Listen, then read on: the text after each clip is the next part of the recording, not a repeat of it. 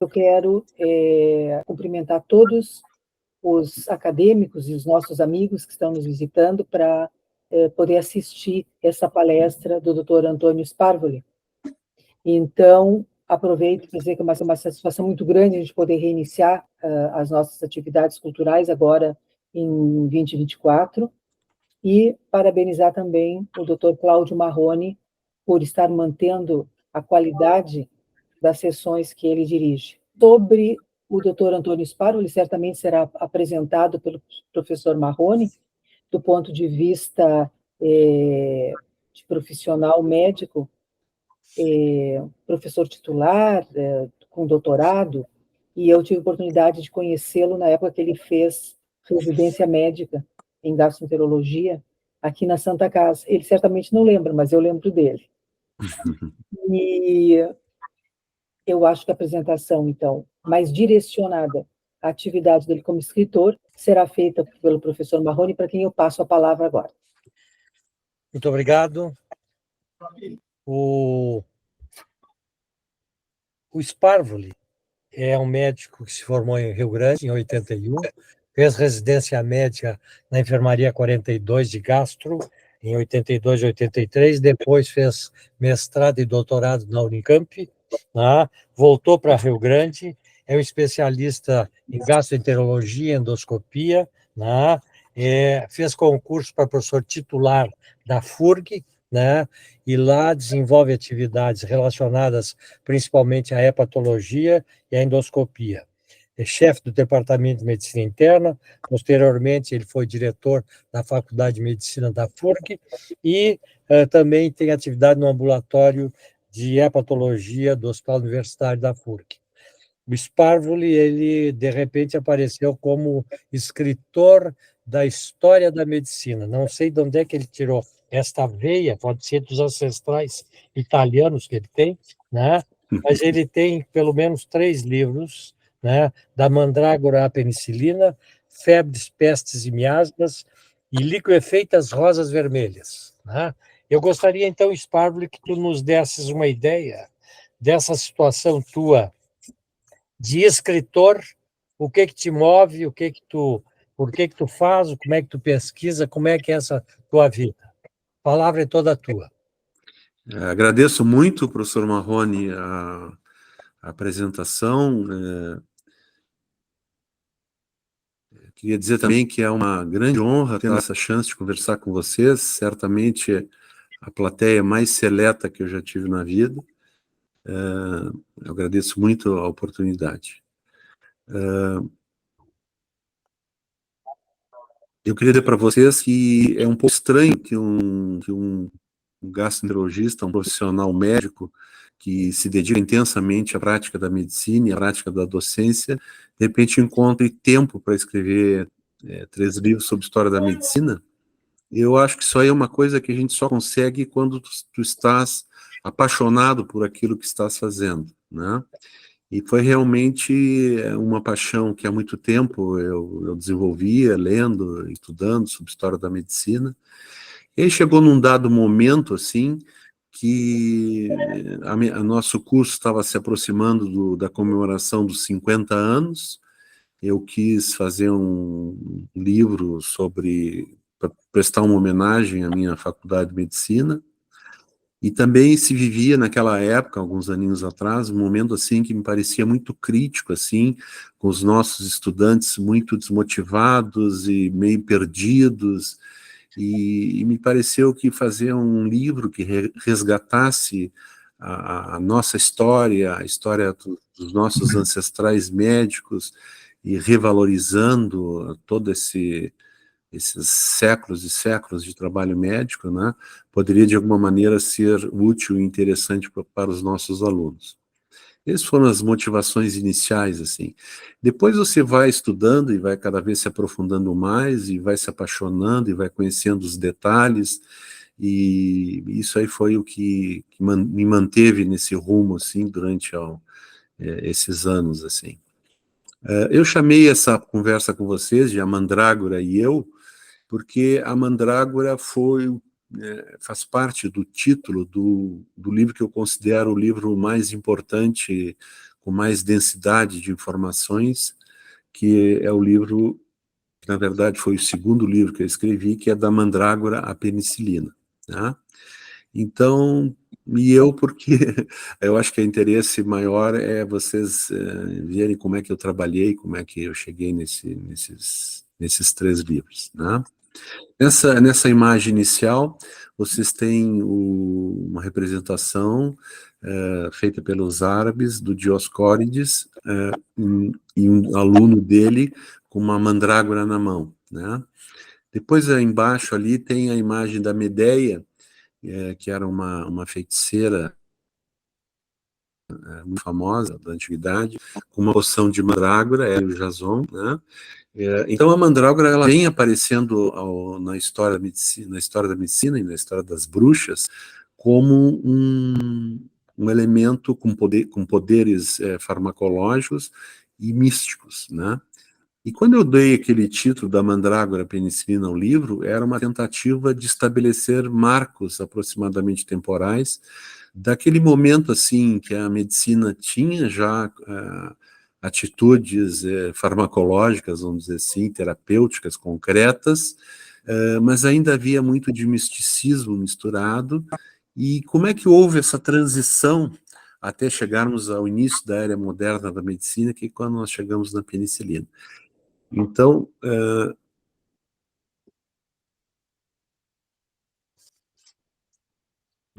aqui. Então, quando o professor Marrone fez essa proposta, isso aí caiu bem de cheio assim, na ideia do meu livro, né? Que era procurar valorizar a arte da medicina e mostrar isso aí para os nossos alunos, né? Ele me pediu que explorasse também a questão do humanismo, por que a gente chegou a esse trabalho, por que a gente chegou para essa vertente, como foi feito o processo de criação, qual a relação com a medicina e qual o fio criador. Vocês vão ver que nos slides que eu vou mostrando, isso aí vai se revelando, né? Esses são os 2 principais livros, né? Da Mandrágora Penicilina, ele eu mandei na época publicar 1000 livros e ela está esgotada, né? A gente conseguiu esgotar toda a edição. O terceiro livro, na verdade, que é o Liquefeitas Rosas Vermelhas, ela está praticamente esgotada, ainda tem uns 30 volumes, nós já praticamente esgotamos, né? O primeiro livro, que foi o Febre, Pestes e Miasmas, eu fiz uma edição limitada, apenas 100 exemplares, e naquela época, isso foi em 2016, eu fiz uma edição limitada como presente aos meus... eu fui para a Ninfo da TM 2016 e eu disse para os alunos que eu ia fazer um presente, só eles teriam. Então é um livro pequeno e entreguei de presente para eles esse livro, então só eles, segundo a promessa que eu fiz para eles, têm acesso a esse livro, né? Esses outros 2, eles foram colocados, então, para venda, né? E a gente vai trabalhando e vai lendo e vai se encontrando, assim, com personagens fantásticos, né? O Claude Bernard, o Charcot. Esse quadro aqui do Charcot, que ele está na capa do livro da Mandrágora, né? E tem uma história muito fascinante que depois eu vou comentar algumas coisas com vocês. A mandrágora, como eu disse para vocês, ela era uma planta utilizada pelas feiticeiras nas poções mágicas e também na medicina tradicional como purgante, narcótico e antispasmódico. E ela tem vários simbolismos, assim. Se dizia que o fato dela ter a raiz dela ter um formato que lembra um corpo humano, isso aí, quanto mais parecido fosse com o corpo humano, mais poderosa a mandrágora era considerada, né? E havia todo um ritual, assim, de extração da mandrágora que tinha que ser meticulosamente seguido, pois senão os indivíduos corriam o risco de morrer, porque a mandrágora, quando era extraída da terra, emitiria um grito que poderia ser fatal aos seres humanos. E é interessante que no famoso filme do Harry Potter, não sei se vocês tiveram a oportunidade de ver, Harry Potter e a Câmara Secreta, mostra a mandrágora. Então, quando eu dava as palestras assim para os alunos, para os jovens, todo mundo sabia o que era mandrágora, porque todo mundo daquela geração tinha visto esse filme do Harry Potter, né? Quando a gente passava assim para faixas etárias, pessoal com mais idade, alguns conheciam, outros não, mas entre as jovens daquela geração, todos conheciam. E é interessante que a mandrágora aparece em outros filmes também. Naquele filme do Romeu e Julieta, né, o famoso Romeu e Julieta, a Julieta bebe uma poção da mandrágora para entrar em sono. O Labirinto do Fauno também aparece essa planta. E a gente fez essa associação porque a ideia, basicamente, como os meus livros vão mais ou menos de 1800 a 1920, o meu interesse, na verdade, era mostrar como houve essa evolução, como aconteceu essa passagem, né? Todos os processos, os médicos que atuaram, e o século XIX, que é o principal foco dos livros, é um século, assim, impressionante, assim, fascinante. Por um lado, assim, a gente acompanha a evolução, e, por outro lado, ver as barbaridades que ainda eram cometidas, né? Eu fechei no Fleming, que para mim ali, assim, tentando simplificar a ideia, foi o início da era moderna da medicina, vamos botar assim. Então o livro se encerrava mais ou menos naquele ponto. E isso aqui tudo, esse foi o fio condutor, respondendo a pergunta do professor Marrone, né? Como se deu essa passagem, assim, né, daqueles época, início daquela medicina menos primitiva, até a gente chegar na fantástica medicina que a gente tem hoje em dia, né? E por que isso aí, por que isso aconteceu, né? E o fascinante disso é justamente a gente olhar o caos que era completo na saúde naquela época, né? As grandes epidemias, as mortandades, né? E a luta que os nossos ancestrais tinham que desenvolver para poder sobreviver naqueles tempos, né? Por quê, né? Me fascinou a transformação da experiência humana, né? Aqui vocês estão vendo um quadro retratando uma das primeiras apendicectomias, né? O paciente em desespero, sendo agarrado para poder suportar, né, todo aquele sofrimento, e, e isso aí que eu quis abordar. Como que isso aí foi abordado? Não tinha outro jeito, né? Eu tive que fazer um mergulho no passado, né? E, na verdade, um passado que parece tão distante, mas é relativamente recente, né? E esse poema aqui do Walt Whitman me encantou, né? Que eu leio para vocês agora. Ele diz para o passado: levanta-te e caminha perante mim para que eu possa te compreender. E esse foi o modus operandi, né? E a questão do humanismo que o professor Marrone pediu para abordar, né? Eu acho que o mais importante desse processo é que nenhuma profissão aproxima-se mais do homem que a medicina, porque a gente lida diariamente com o mistério da vida e da morte, né? E a gente não pode perder, e isso está muito em voga hoje em dia, a relevância do calor humano e da relação médico-paciente, né? Então, apesar de todo esse aparato tecnológico brutal que a gente tem hoje e ao mesmo tempo fantástico, né, a gente não pode perder o filão humano, né? E a gente tem que estar sempre se preocupando com a importância de um processo de evolução moral, ética e cultural. E eu digo para vocês que esse estudo e esse mergulho que eu fiz no passado, saí de lá, do passado, com essa compreensão mais nítida, né, mais forte, né, que o processo de humanização da medicina é reinserir a ciência médica nas suas origens, recuperando a essência da ação médica que está muito conturbada. E foi interessante que, ao estudar as grandes epidemias, grandes pestes, eu entendesse, assim, mais profundamente o que é ser humano, né? O que é o humano do enfrentamento na sua face de desespero, de coragem. E, para minha grande surpresa, pouco tempo depois, né, isso aí foi lá para 2015, 2016, 2017, a nossa geração teve que passar pela grande pandemia da Covid, né? Um assunto muito que me fascinou muito foi o estudo dos médicos da peste, né? Cada um dos slides assim que eu for mostrando para vocês tem várias histórias, né? E certamente vocês já ouviram, né, já estudaram sobre os médicos da peste.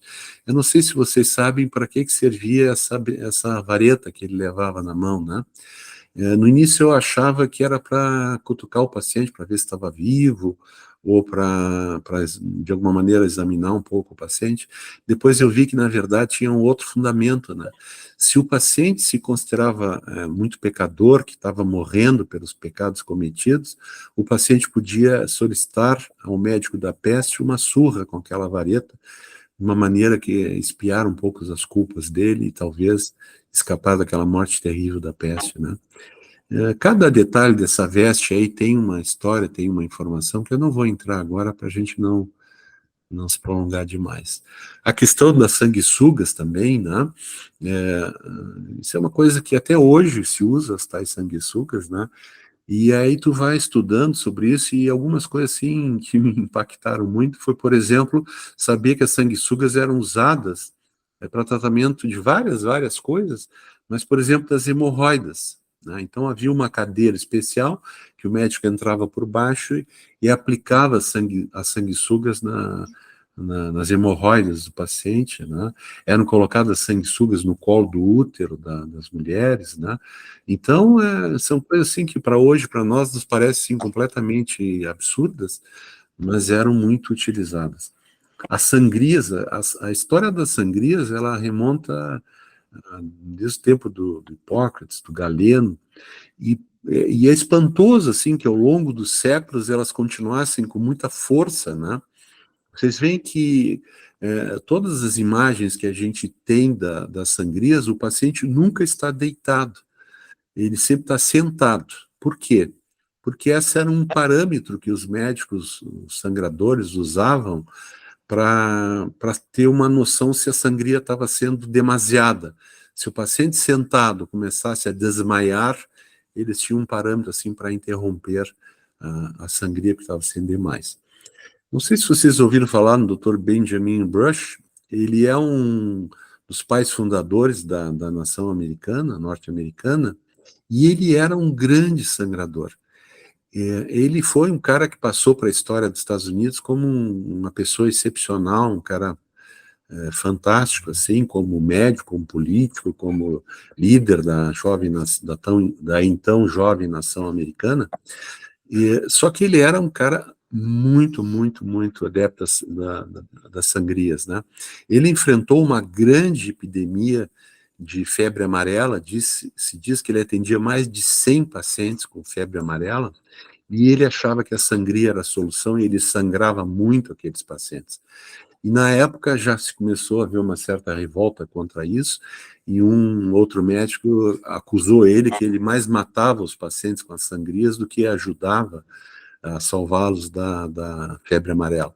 Mas ele era convicto que a sangria era uma coisa benéfica, e se conta que quando ele estava morrendo, ele exigia que eles fizessem muitas sangrias, e ele morreu, certamente com influência daquelas sangrias exageradas que ele mesmo se submetia. Quando a gente vê o problema da dor, né, a gente se dá conta que naquela época, ao longo de séculos e milênios, a dor era um acompanhante assim diário das pessoas, assim como a morte, né? A morte fazia parte das casas, as pessoas morriam dentro de casa, velavam as pessoas em casa, então a morte fazia parte, a dor e a morte do dia a dia dos nossos ancestrais, né? Hoje em dia a morte muitas vezes foi hospitalizada, então as pessoas morrem na UTI, morrem nos hospitais e muitas vezes longe dos seus familiares. Então isso foi uma grande mudança também que ocorreu, né? E também o advento das anestesias. Essa aqui é uma imagem de Rio Grande de 1912, da minha cidade, né? E essa é uma pergunta que eu me fiz, né, em algum momento, né? Será que esse passado ainda tem algo a nos dizer? E é impressionante que, apesar de todos os erros que se cometiam, a coisa do humano, né, é muito, muito importante isso aí. A gente tem, na verdade, que até que resgatar. Não posso, como gastroenterologista, eu quero fazer só aqui um parêntese gastroenterológico, né? A gente escuta falar muito no ducto de Wirsum, né? Que foi descoberto por ele. Ele era um anatomista alemão e era professor na época em Baden. Em 1642, ele descreve o ducto de Wirsum. Ele não sabia para que servia o ducto, né? E vocês veem que a data da morte dele é um ano depois que ele faz essa descrição. E ele morreu porque houve um conflito. Um aluno chamado Giacomo Cambier dizia que ele não era, que o Wirsum não teria sido o cara que descobriu, teria sido um professor do Giacomo, e o Giacomo assassinou o Wirsum na rua. Então, pouco tempo depois dele ter feito a descrição que o tornou até hoje lembrado, o Wirsum foi assassinado. Um quadro que a gente analisa também nesses livros, e que aparece em várias vezes nos convites de formatura dos nossos alunos, é a famosa aula de anatomia do Dr. Tupi, né, feita pelo Rembrandt. O Rembrandt, na época, era um jovem de 26 anos, e ele compôs esse quadro, que foi considerado uma revolução, né? Ele usou a técnica do chiaro escuro, que oriunda do Caravaggio, né?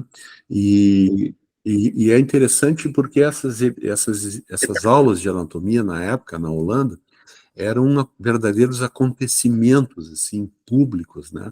Era feita uma vez por ano, em geral, era executado um criminoso. Esse aqui é o Aris Rindis, um criminoso que tinha sido enforcado no dia anterior, então tinha que ser o cadáver fresco, né, porque eles não tinham métodos de conservação. Isso normalmente era feito no inverno.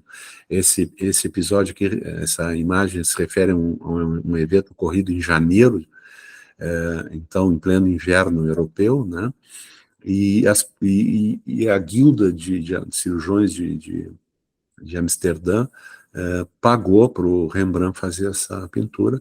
O Dr. Tupi era um médico muito famoso. Vocês veem que todo o traje dele é completamente diferente dos que estão assistindo. A ele era permitido usar um chapéu, ele estava sentado, os outros todos de pé, né? E muito interessante que os ricos pagavam para o Rembrandt incluí-los na tela. Então, possivelmente esses dois aqui que a gente vê à esquerda, eles foram incluídos a posteriori no quadro, né? E provavelmente aqueles do triângulo central ali, que se mostra assim bem atentos, seriam realmente os estudantes, né, os cirurgiões, né? Na mão aquele outro que está atrás ali, tem um livro que se achava que seria alguma coisa da anatomia, mas na verdade os nomes das pessoas que estão presentes no quadro para ficar perpetuado. E aqui embaixo tem um grande livro ali, que se acredita fosse o livro do Vesalius, né? Isso também é uma tentativa de colocar o Dr. Tupi num patamar próximo ao do Vesalius, né? Esse quadro está apresentado no Museu Mauritius, né? E o Tupi, que realmente era um grande médico, ele descreveu o beriberi, descreveu pancreatite aguda, né?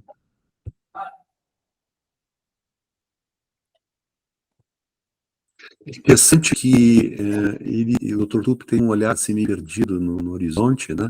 E ele tem vários trabalhos analisando isso aí. Será que estaria pensando sobre a natureza humana, a dicotomia corpo e alma? Vocês veem que o criminoso que está ali sendo secado, ele tem uma postura meio em diagonal e está em destaque, assim, lembrando de longe, né, a figura do Cristo.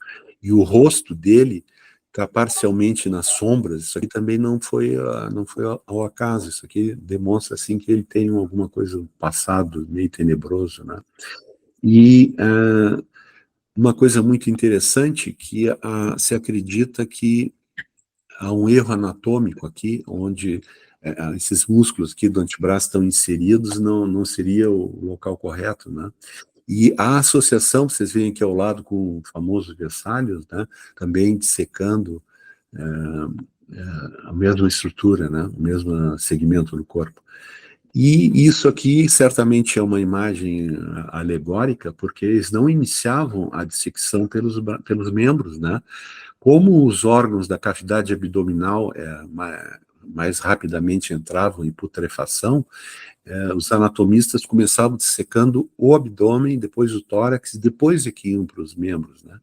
Então, essa imagem que ele aparentemente está dissecando primeiramente o membro, se acredita que é na verdade, uma alegoria, não exatamente o que aconteceu, né?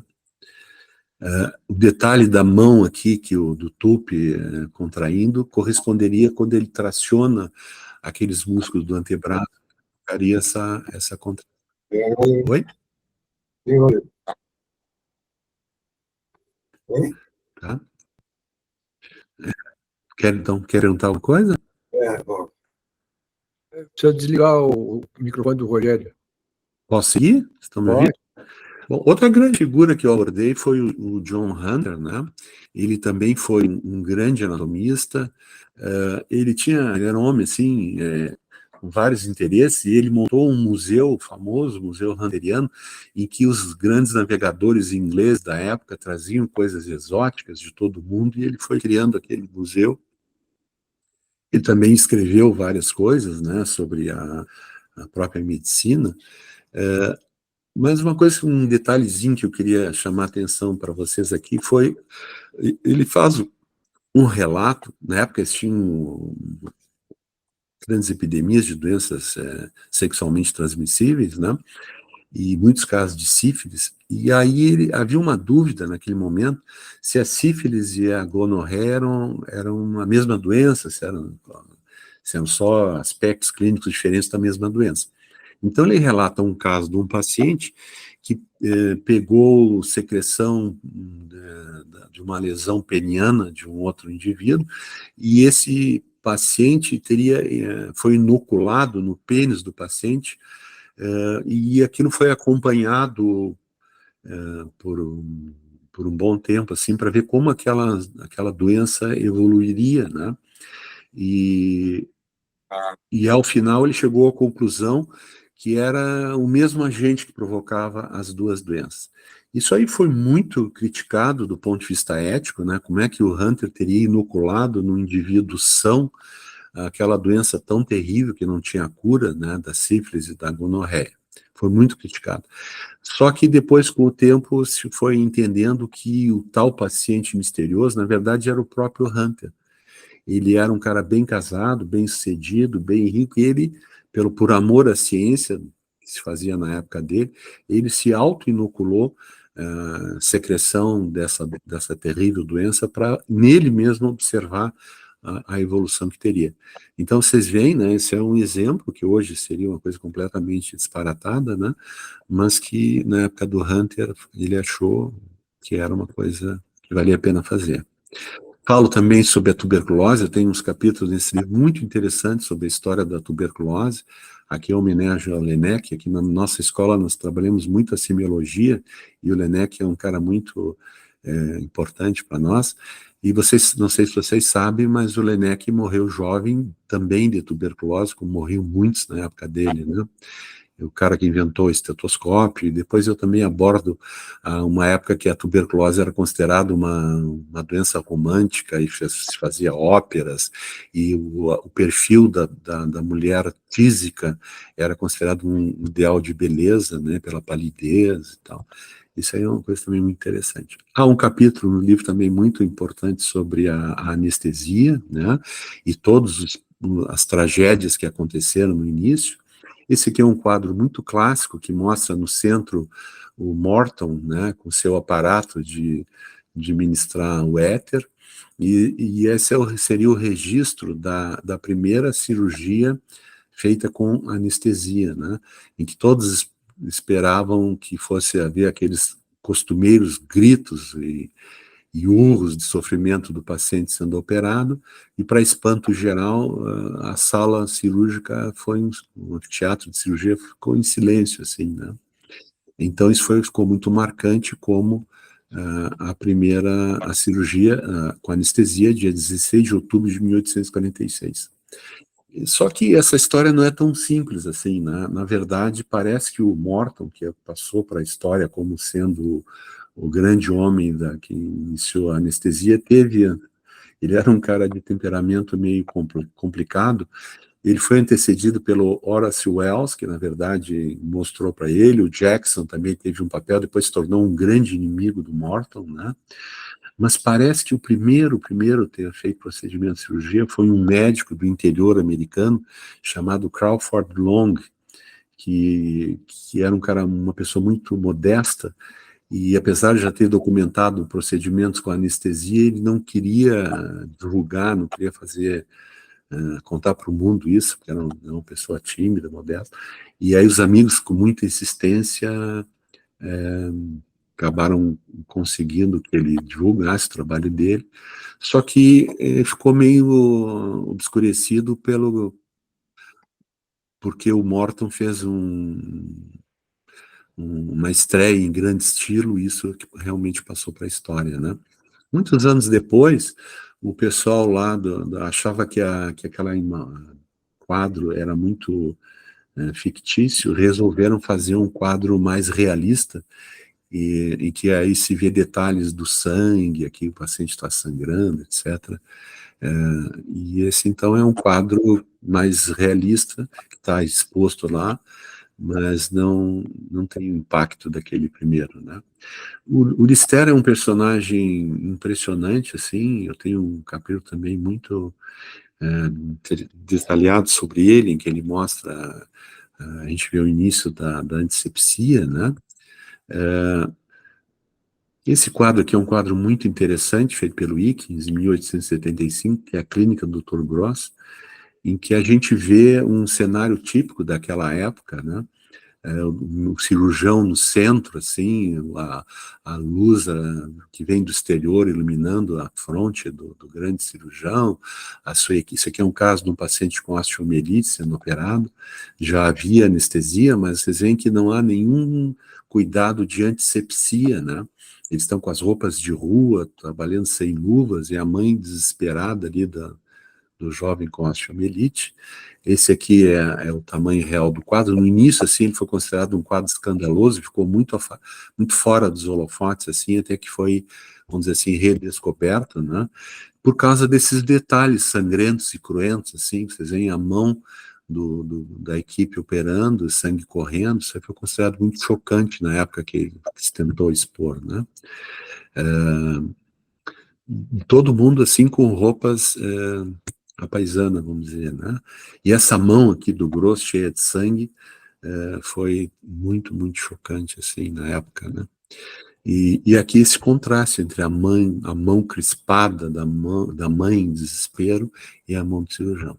Poucos anos depois, em 1889, o Wickens foi pago para fazer um outro quadro em homenagem ao Dr. Agnew, que já se vê uma grande mudança em poucos anos, assim, né? Eles já estão com roupas de bloco, já aparece a figura da mulher, que até então, do Gross não tinha nenhum sinal de mulher, né? E aqui tem esses rostos que aparecem aqui, são dos alunos de 3 anos da escola do Agnew, que pagaram para o Wickens fazer, para prestar uma homenagem ao professor, ao grande professor que estava se aposentando, né?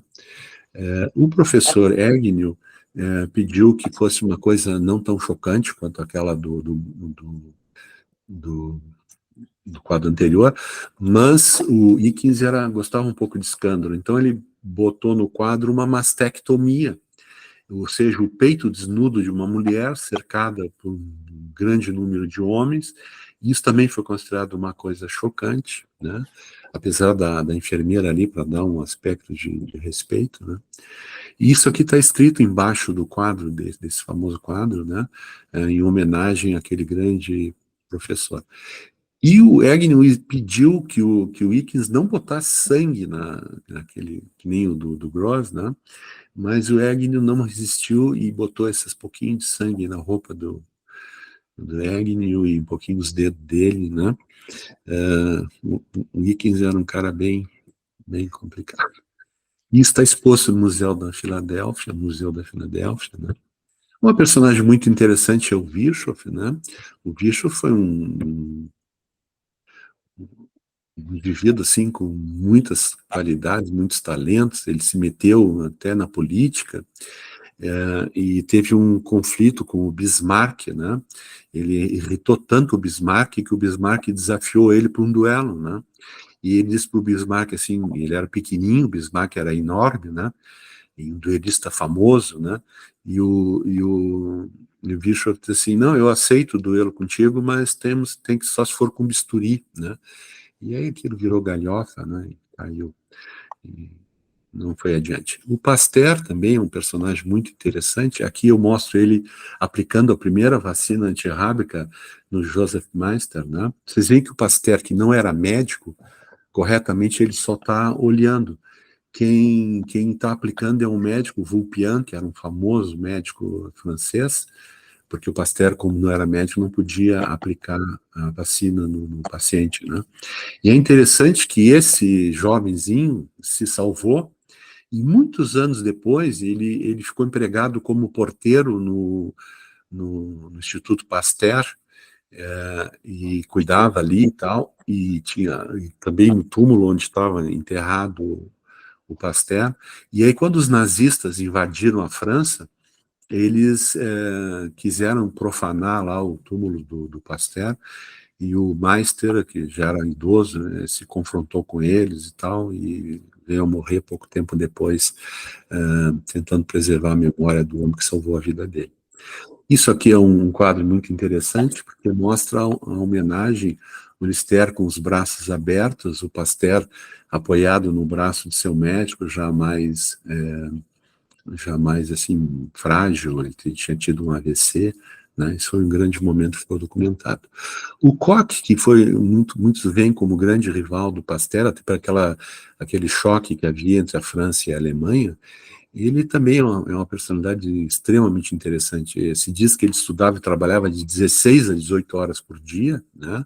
Esse primeiro microscópio ele ganhou da primeira esposa dele. Ele estudou cólera, mas alguns anos depois ele se separou da primeira esposa e casou com essa jovem aqui, a Amy, que foi um grande escândalo para Berlim daquela época, né? Uma jovenzinha e um senhor idoso, como era já o Koch, né? E a história é bem interessante, assim, se diz que ele viu a Amy num quadro e se apaixonou, assim, ao ver a imagem da Amy naquele quadro, assim. E o casamento, que foi aquele escândalo todo, na verdade, ela foi muito fiel a ele e acompanhou ele até o leito de morte e participava das expedições, submetia aos experimentos, ele inoculou alguns vírus, algumas coisas nela, como cobaia, né? Então, realmente, apesar da grande diferença de idade, ela foi uma grande parceira do Koch. E tem um capítulo que eu presto uma homenagem às mulheres na medicina, né? Aqui tem a Elizabeth Blackwell e a irmã dela, que foram a Elizabeth foi a primeira mulher formada, né? Aqui ela bem jovenzinha, é uma história fascinante também da luta dela, como é que ela chegou lá, né? E olha essa frase, por exemplo, a sociedade que não admitirá o desenvolvimento das mulheres, então a sociedade tem que ser remodelada. Ela era bem rigorosa, assim, né? A ideia de vencer um grau de doutor gradualmente tomou um aspecto de uma grande luta moral, e essa luta moral teve uma grande atração para ela, né? E isso aí eu conto no livro todo o processo de luta e como é que ela, no início, era gozada pelos colegas, e aí no final, se formar, ela encantou todo mundo, e os caras ficaram muito do lado dela, né? Porque aquilo era chocante para a sociedade da época, né? Uma mulher se submeter a um trabalho como médico, né? Aqui no finzinho da vida, ela foi muito longeva com a filha de criação dela, né? que acompanhou ela até o final. Esse quadro aqui também é muito interessante, ele é do Aranda, do Egito, de 1879, e nos mostra uma visita à enfermaria, né? Então, aqui se vê o professor auscultando, fazendo aquela ausculta direta ali no tórax da paciente. Isso é um pouco estranho, porque em 1879, já há muitos anos, o Laennec tinha inventado o estetoscópio, né?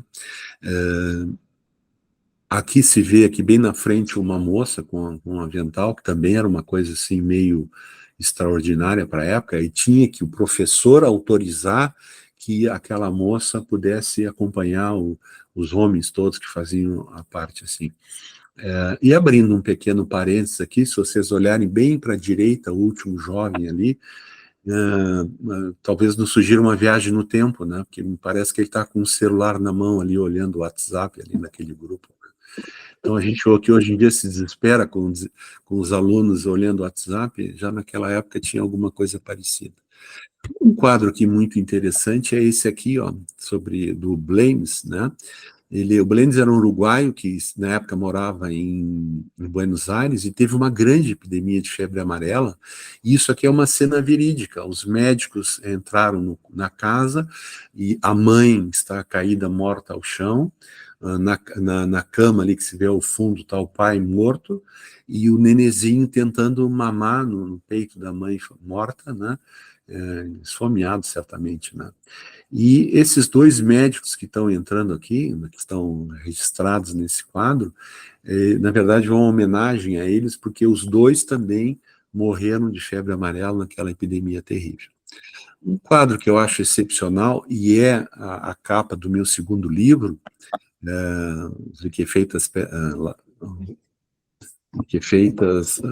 Rosas Vermelhas, eu botei na capa isso aí porque eu acho admirável, né? Isso aqui, a história é assim, o pintor, o Fields, perdeu um filho, e o médico que o atendeu impressionou muito o Fields, assim, pela dedicação ao filho. Anos depois, um mecenas queria bancar um quadro do Fields, e o Fields disse assim, tudo bem, mas tem que ser eu vou fazer o quadro que eu quiser. O cara aceitou e o Fields fez esse quadro magnífico, né? Se vocês prestarem atenção, a gente vê assim a intensa concentração do médico olhando para aquele pequeno ali que está enfermo, né? Ao lado, assim, à direita, a mãe está desesperada, com a cabeça apoiada numa mesa, o marido olhando atento, e o detalhe aqui é o seguinte, a janela está aberta e entra assim um facho de luz, e isso aí foi o Fields que incluiu como um detalhe de esperança, né? Aquela luz ali representaria que esse pacientinho sobreviveu a essa enfermidade. O filho, na realidade, do Fields morreu, mas isso de alguma maneira é um resgate, uma homenagem que ele fez àquele médico tão dedicado, e botou aquele sopro de esperança, assim, que esse personagem sobreviveria. Já que a ideia do humanismo, o grande humanista da medicina é dito William Osler, né? E ele realmente, eu tive a oportunidade de ler duas grandes biografias dele, realmente é fascinante esse homem, assim, né? Ele foi um cara muito completo como ser humano e como médico. Ele era um grande clínico, aqui tem essas imagens dele examinando os pacientes.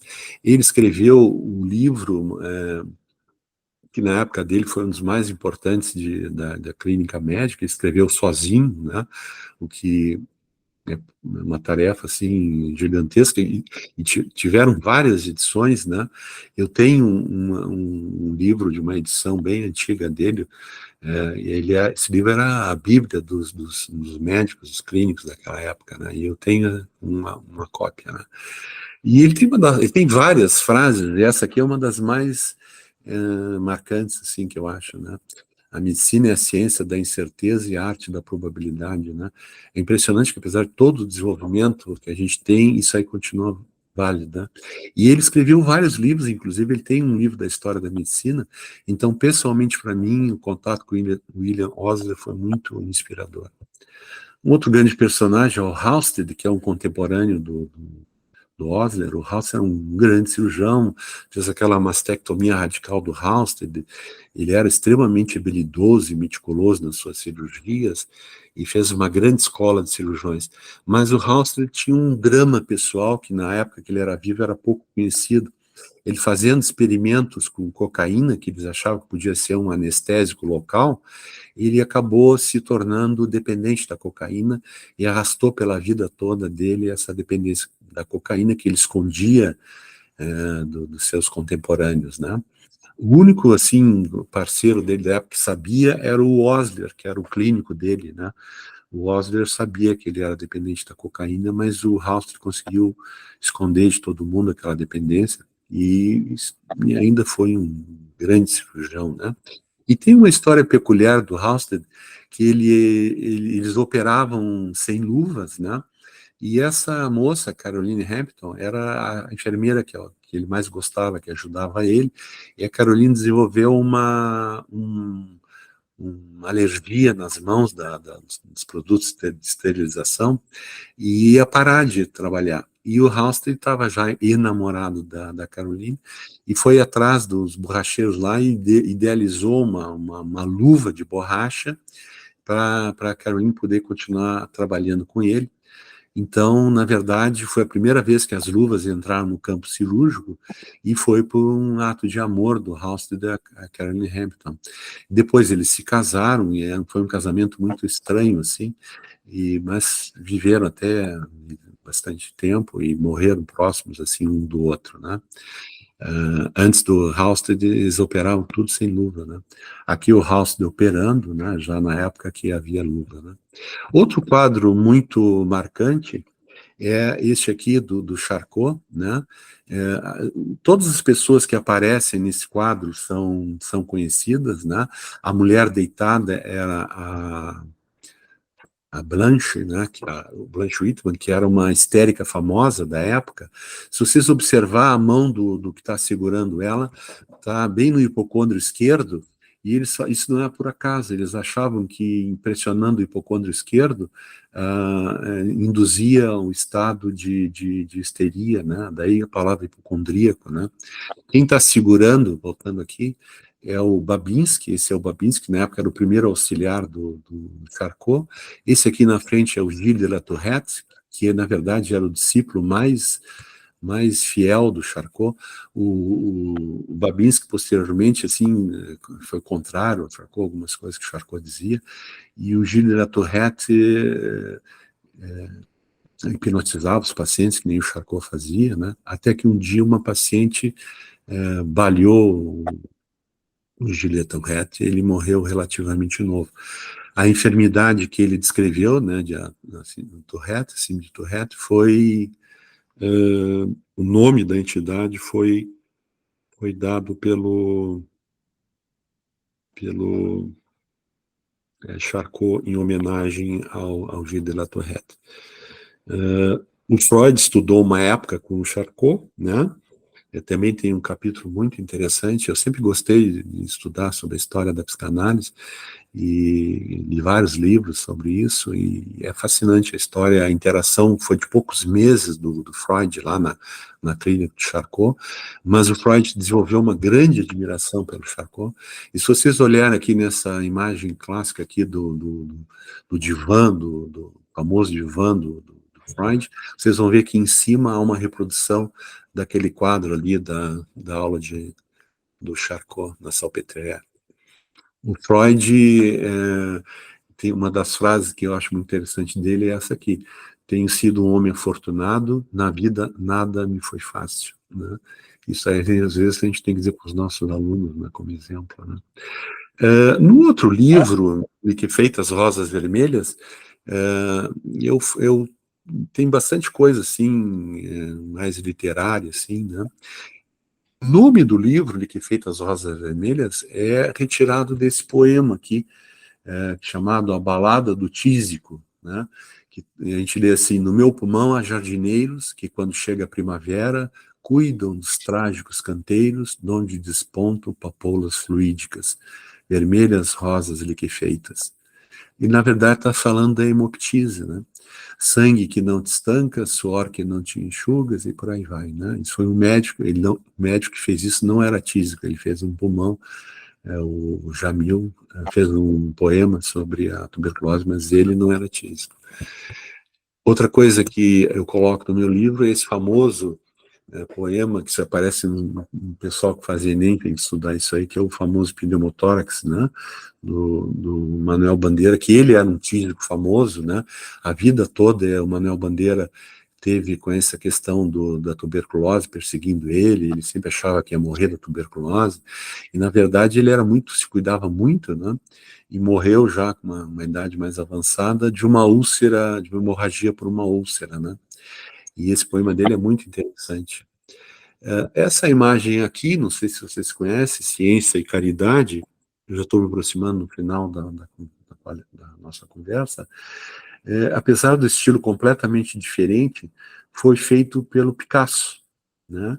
Isso aí, a história é assim, ó, o pai dele, ele disse assim para o Picasso, nós precisamos de dinheiro, tu fica fazendo esses teus quadros estranhos aí que ninguém quer comprar, por que tu não faz um quadro mais clássico, relacionado à saúde, que sempre vai vender e tal? E aí o Picasso pegou e fez esse quadro, que chamou de Ciência e Caridade. A peculiaridade desse quadro é que ele estava com pouco dinheiro, a família do Picasso, então o pai dele serviu de modelo para o médico, né? E ele pegou uma mãe e um filhinho que estavam pedindo esmolas aí na frente da casa, disse, tá, eu te dou uma esmola, mas tu vai servir de modelo. Então, a paciente deitada na cama é essa pedinte, e a criança no colo é também filho dessa pedinte. E aquela freira que aparece ali, na verdade, é um amigo do Freud, do Picasso, e eles pegaram esse traje de freira num convento que tinha perto da casa deles ali. Então o Picasso montou esse quadro tudo usando assim amadores, né, como seus modelos. E é um estilo completamente diferente, mas como ele era um gênio, né, é um quadro que até hoje é recordado também. Então, pessoal, essa frase aqui eu acho que é muito importante dentro dessa proposta que o professor Marrone me fez, da questão da humanização da medicina, né?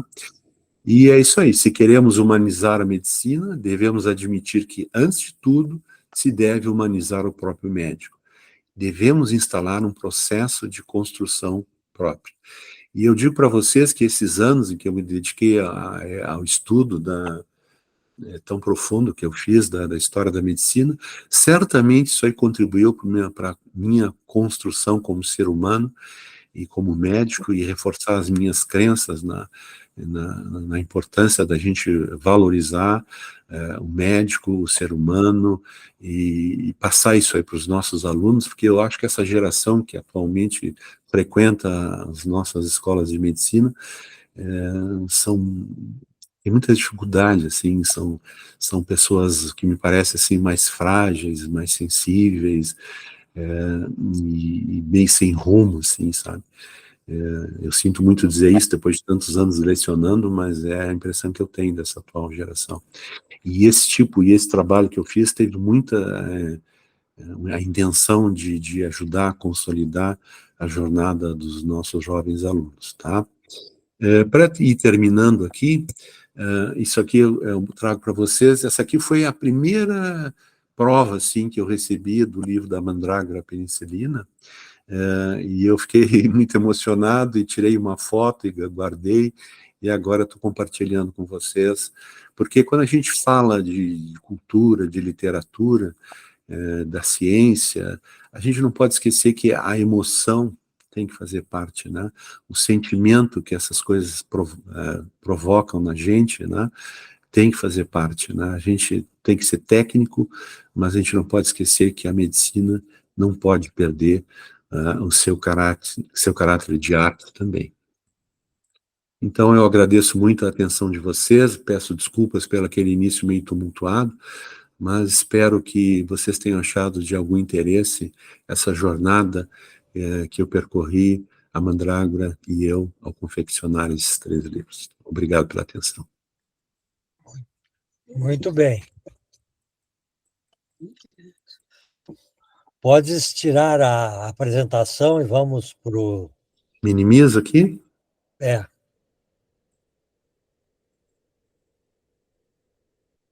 Tem que sair.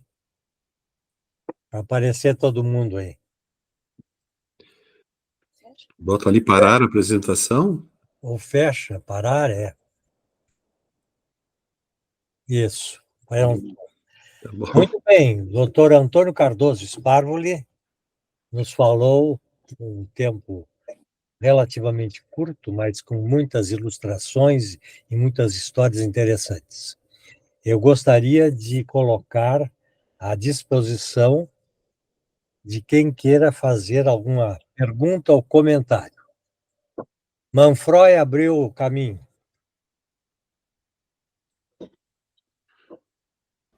Sabe? Quanta honra, professor Manfroy. Vá lá, satisfação em revê-lo, que alegria. Eu sabe que eu tenho seus livros, né? Maravilhosa fizeste, né? Mas eu vou voltar a falar sobre isso. Mas primeiro eu queria cumprimentar meus colegas, todos que estamos recomeçando um ano novo, pelo jeito, bem animados. E, de modo especial, um cumprimento à minha amiga Lenita, que eu não via há tanto tempo, né? Veja lá. Obrigada. Tivemos boas lembranças do passado, de convivências, de lutas, e vê-la aqui, uma jovem, né? Que alegria. O tal Marrone, que é o coordenador dessa atividade, por escolher esse brilhante conferencista, né? Trata de um tema que ele terminou essa belíssima viagem que ele fez, que nos brindou. Eu estava olhando aqui, ninguém foi embora, viu? Dos 22 participantes, ninguém saiu. É a primeira vez que acontece isso, né? Foi realmente magnífica. Ela tem palavras, tem imagem, tem emoção, tem o sentimento, é aquilo que representa o humanismo. O humanismo é a ciência da medicina. Olha, muito obrigado mesmo pela bela tarde que tu me proporcionaste. Paulo Prats. Professor. Paulo Prats, tu tem que abrir o microfone. Desculpe, abri o microfone. Eu queria parabenizar o conferencista. Eu que gosto muito de história da medicina, foi uma belíssima. Infelizmente, eu cheguei atrasado por ter dificuldade de entrar. Eu tive dificuldade de entrar no Meet aqui no meu computador, né? E essa dificuldade não se deve ao Meet, se deve a quem estava tentando entrar no Meet. Mas gostei muito da sua conferência. E vou lhe dizer o seguinte: o senhor falando dos cirurgiões ali, é um tema que eu, inclusive, já falei aqui na academia, né? É daí que vem o hábito dos cirurgiões ser grosseiros, né? E dessa história, né? Os cirurgiões tinham que ser rápidos, né? Não podiam se impressionar com a dor, porque não existia anestesia. Então vem e que alguns jovens ainda seguem. Eu acho que já não se deram conta que já passou esse tempo, né? Hoje em dia, o cirurgião não precisa ser um brutamontes, ele é um sujeito que pode ser um sensível à dor e sensível a tudo, porque não tem mais motivo de ser. Mas isso passou para a história, né? Eu conheci grandes cirurgiões que eram extremamente brutos e mal educados, né? Então, é interessante esse tempo e tudo isso que ocorreu na medicina, né? Eu fico impressionado pela sua cultura em falar de tudo isso, não esqueceu de nenhum detalhe. Trouxe da clínica, trouxe do Lenec, trouxe do Freud, trouxe do Charcot, e foi indo da cirurgia, falando da primeira cirurgia que foi feita com anestesia. Impressionante, além do senhor falar muito bem, impressionante como é que o senhor montou essa aula. Realmente foi um grande início de ano, e eu parabenizo o meu confrade Marrone por ter começado dessa maneira o nosso ano. Muito obrigado. Professor, fico muito lisonjeado com o seu elogio, né? E você começa para vocês, é paixão, né? Tu começas a ler e um fio vai puxando o outro, e tu vai indo, vai te aprofundando, e aí tu vai pegando os detalhes e tu quer saber cada vez mais os detalhes e tu vai longe naquilo, né? E aí no final tu acaba adquirindo um conhecimento razoável, né? É paixão, né? Tu vai no fundo de profundo. Uma coisa que a gente vê hoje em dia, né, voltando a falar a questão da geração, né, é que os nossos jovens sabem muito de muitas coisas, mas tudo superficial, né? E a gente, na nossa geração, a gente tem essa possibilidade, esse entendimento que conforme tu te aprofunda, aquilo vai cada vez te encantando mais e tu vai te apaixonando por aquilo, porque tu gosta daquilo que tu conheces, né? E quanto mais tu conhece, mais tu gosta. É uma coisa simples assim, mas é verdade, né? Quem é mais que quer fazer algum comentário? Essa turma ligada às coisas mais antigas, Blau, por exemplo, não querem? Eu queria fazer um comentário ao Sparvoli. E antes de mais nada, dizer assim que todo esse teu humanismo, toda essa tua intenção, todo esse teu contexto, tu é assim porque tu aprendeste isso na tua residência de gastroenterologia na enfermaria 42, né? Com certeza. Com a Meu maior e galardão. ali tu fosse lapidado, né? Sem dúvida nenhuma. Mas o que eu queria dizer, por que tu está rindo, Lenita? É verdade, eu só digo as verdades. Estou chamando a brasa para a tua sardinha. Mas claro, ora, mas eu queria comentar uma coisa interessante, porque essas histórias são muito boas, tem coisas de folclore, coisas interessantes, mas tem uma situação na hepatologia que a gente chama assim, a cirrose de Laennec.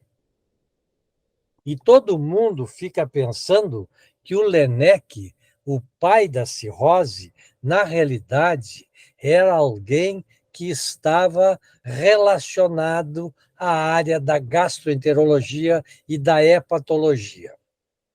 E isso é um grande erro, porque Laennec era um pneumologista, especialista em tuberculose, era um sujeito que atendia naqueles hospitais, digamos, importantes da França, né?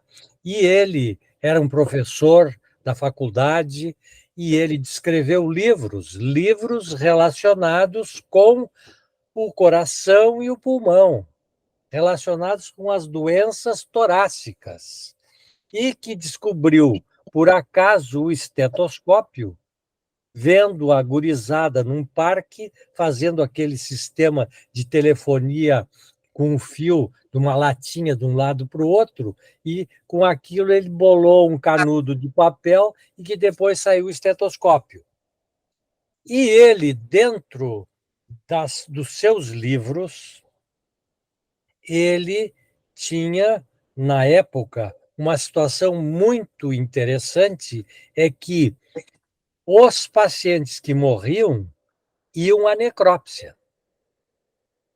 Então, tu tinhas o caso com a necrópsia e o caso com a necrópsia. E no livro dele, de doenças torácicas, de tuberculose, de doenças cardíacas e outras coisas, ele descreveu uma situação de um paciente dele, torácico, que foi a necrópsia, e na necrópsia, que eles também faziam, foi descrito um fígado que era mais duro, mais amarelado, mais irregular, mais nodular.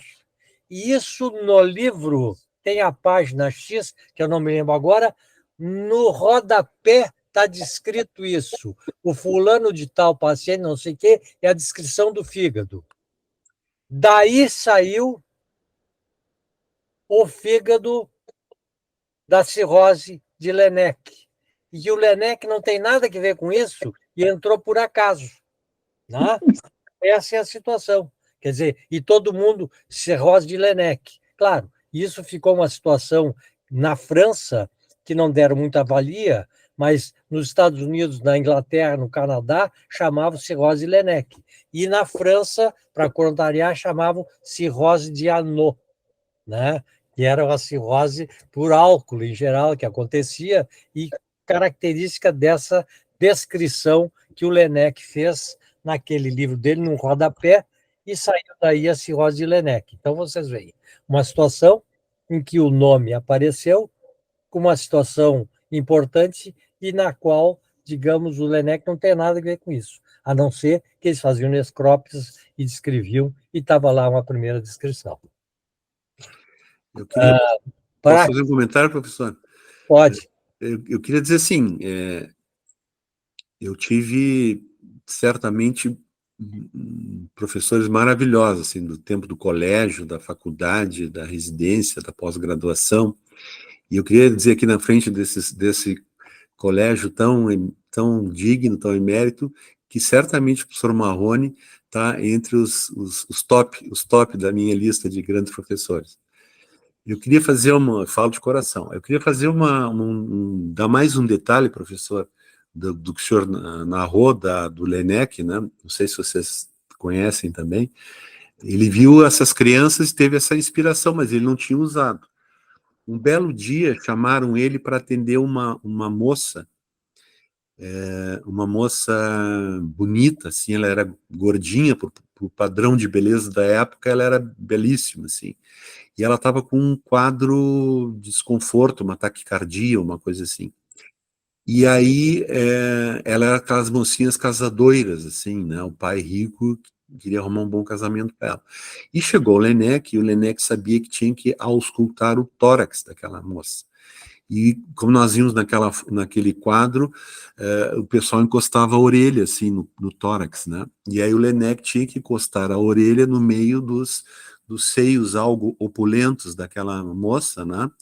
E ele percebeu o constrangimento, e ele ficou constrangido também. Aí ele se lembrou dessa história que o Marrone narrou e fez um canudo, né, e botou o canudo, e aí conseguiu auscultar o tórax da moça de uma maneira respeitosa, e se deu conta que, na verdade, a ausculta ficava melhor do que colocando o ouvido diretamente no tórax, né? E ele escreve o livro dele, que é a Ausculta Mediata, né? E eu tive a felicidade numa viagem a Montevidéu, achei num sebo lá um facsímile do livro dele, que ele faz todas essas descrições e tal. Então, essas coisas que eu estava dizendo para vocês, né? Tu começa a fazer pesquisando, e uma coisa vai encadeando na outra, né? E é um conhecimento, assim, fantástico, né? Eu fico muito feliz que vocês tenham ficado todos me ouvindo, porque é uma coisa que causa um pouco de angústia na gente que está acostumado a dar aula, assim, olhando o olhar da plateia, que eu não via vocês, digo, meu Deus, será que eles estão dormindo? Será que já foi tudo embora? Estou falando sozinho aqui. Fiquei feliz de saber que vocês estavam... Paulo Prates, queres falar? Eu só quero fazer uma contribuição para a aula do professor. Existe uma patologia que você, na cardiopatia congênita, que é a tetralogia de Fallot e a obstrução da via de saída do ventrículo direito, que é muito grave. As crianças morrem muito, muito cedo, porque vai diminuindo o fluxo de sangue para o pulmão. E uma doutora em Baltimore, a doutora Ellen Towson, ela começou a observar essas crianças e ela escutava o sopro do canal arterial, aquele sopro contínuo do canal arterial, que é um conduto que tem na vida fetal e fecha quando a gente nasce. Eu estou dizendo isso porque talvez muitos não saibam. Ela notou que quando desaparecia o sopro, as crianças morriam. E naquele tempo, que foi nos anos de 40, ela pensou o seguinte: se eu conseguir construir um canal arterial, essas crianças não vão morrer. E em Boston, um cirurgião chamado Robert Gross tinha pela primeira vez operado um canal arterial, que era uma coisa que não se operava. O coração era intocável, né? Embora o canal arterial não fique junto do coração, mas é considerado uma cardiopatia congênita. Ele tinha fechado o canal. E a doutora Ellen Towson, ela, de Baltimore, ela foi para Boston para falar com o Dr. Robert Gross. Eu tive a felicidade de conhecer o Dr. Robert Gross. Ele era um sujeito assim que não falava, né? Ele era um sujeito quieto e um cara estúpido, né, nas respostas que ele dava quando alguém questionava alguma coisa para ele. Cirurgião. Hein? Cirurgião. Era um cirurgião daqueles típicos, né? Ela ficou sentada esperando pelo Dr. Gross, né? E quando ela conseguiu falar com ele, que ele mandou ela entrar na sala dele, lá em Boston, ela falou para ele, disse o plano dela de construir um canal arterial. Ele simplesmente respondeu para ela: Madame, eu fecho o canal arterial, eu não construo o canal arterial, e terminou a conversa com ela.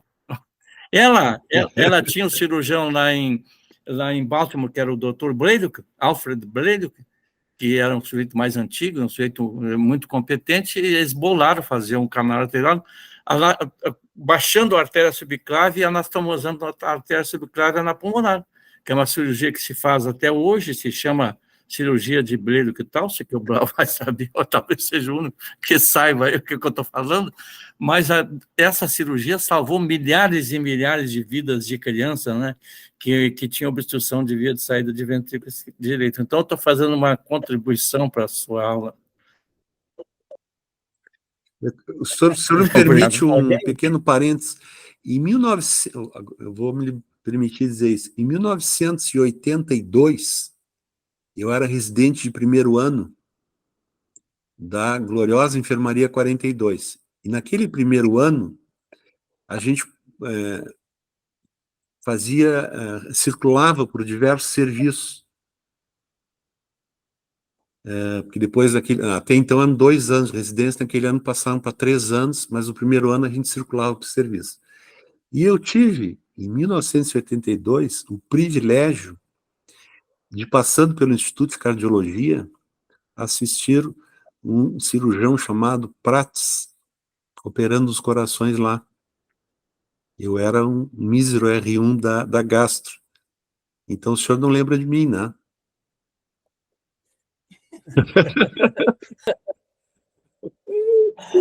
Mas eu tive o privilégio de lhe ver atuando. O Prats se lembra de outros residentes da Enfermaria 42, no tempo que ele era residente também do Departamento de Cirurgia. Alguém mais gostaria de fazer comentários, perguntas? Eu gostaria... Camargo? Marrone, tudo bem? Tudo bem. Bom, eu queria cumprimentar o professor, realmente foi uma apresentação maravilhosa. Eu gosto muito de história médica e vou lhe contar que nós estamos envolvidos num curso que se chama Medicina da Pessoa, que começou na 4ª edição esse ano, com apoio de 31 universidades, as melhores do Brasil, e com 906 alunos inscritos. E a primeira aula, que já aconteceu na primeira segunda-feira, primeira segunda-feira de março a dezembro, são 10 seminários. Sempre é a história da medicina. E eu queria convidar para a edição de 2025, para que não se queixe da falta de tempo para se organizar, né? Eu acho que um ano de antecedência vai ser um grande prazer. Eu acho que o convívio com nada acontece por acaso, né? E eu acho que nós temos que assumir que uma parte desse descaso do estudante tem que ver com o nosso jeito de ensinar. E nós, professores, estamos sempre muito auto-isentos de culpa, né? E nós temos que transformar o que ensinamos de uma maneira mais atraente. E haverão sempre aqueles que são inatingíveis, porque erraram o caminho, porque se eu tivesse que responder a pergunta, você gosta de gente? Quando ele se matriculou na Faculdade de Medicina, ele já não seria aceito, mas esses são irrecuperáveis. Nós temos que aproveitar aqueles que entraram com vocação plena, porque daí sairão os nossos médicos. Os médicos que vão cuidar da gente, dos nossos filhos, e certamente com muito carinho dos nossos netos. Foi um prazer enorme ouvi-lo. Muito obrigado. Professor, mais uma vez, assim, sinto muito honrado. É quase assim, difícil de dizer o sentimento de alegria, de felicidade, de honra, essa oportunidade que o professor Marrone me deu de estar aqui, esses momentos com vocês, certamente serão inesquecíveis.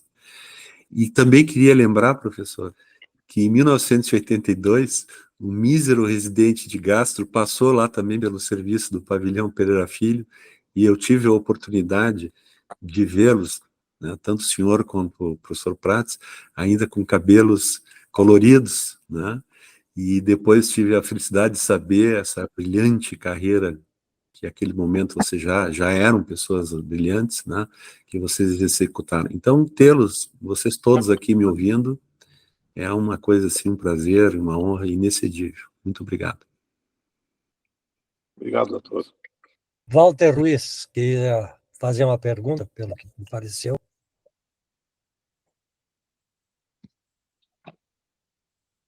Walter Ruiz. Tem que abrir o microfone para falar.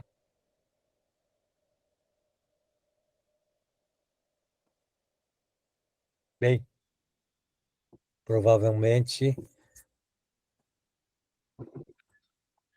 Alguém mais queria fazer algum comentário, perguntas, considerações? Bem, eu gostaria de agradecer a todos a presença. Sem dúvida nenhuma, todos nós nos sentimos muito satisfeitos com as informações e a brilhante aula do Sparvoli, né, que é um amigo antigo, ex-residente, e que nós lemos há uns anos o livro dele e outro livro dele também, os dois. O do meio eu não tenho porque eu não era da turma que se formou. E, sem dúvida nenhuma, gostei muito porque ele traduz uma série de situações, digamos, relacionadas àqueles personagens, nos fatos que aconteceram na época, e nos ilustra muito bem de facilidades, dificuldades, o que acontecia, como é que as coisas ocorreram. Eu acho isso muito importante, para mim, eu acho muito importante isso, porque me ilustra também uma série de situações novas e me faz procurar, digamos, e me aprofundar um pouco em todos esses campos. Quero agradecer a todos os acadêmicos e aqueles que não são da academia e que estiveram aqui presentes, e até uma próxima atividade, numa terça-feira, terceira terça-feira do mês de abril. Espero que todos estejam presentes e agradeço de antemão. Muito obrigado.